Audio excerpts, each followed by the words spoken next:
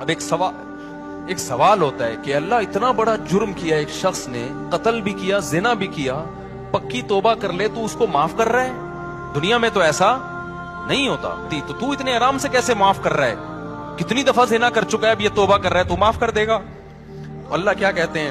وَمَن تَابَ وَعَمِلَ صَالِحًا فَإِنَّهُ يَتُوبُ إِلَى اللَّهِ مَتَابًا۔ اللہ کہتے ہیں جو توبہ کر رہا ہے اور آئندہ عمل کو ٹھیک کر رہا ہے تو وہ توبہ کس کے دربار میں کر رہا ہے؟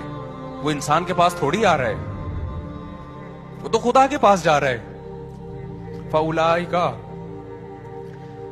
یبدل اللہ سیئاتہم حسنات وکان اللہ غفورا رحیما۔ یہ وہ لوگ ہیں جو پکی توبہ کرتے ہیں اور پھر اس پہ قائم رہتے ہیں، اللہ ان کی برائیوں کو نیکیوں سے بدل دیتا ہے۔ کیوں؟ اللہ غفور بھی ہے اور اللہ رحیم بھی ہے۔ اس کا ایک مطلب یہ بیان کیا گیا ہے کہ توبہ جب بہت زبردست ہوتی ہے تو اللہ کا ایسا قرب ملتا ہے اس کو کہ جو اس نے گناہ کیے تھے نا، اس کے جو نقصان اس کو ہوئے تھے، اللہ سے دوری، وہ نقصان کیا ہو جاتا ہے؟ ختم ہو جاتا ہے۔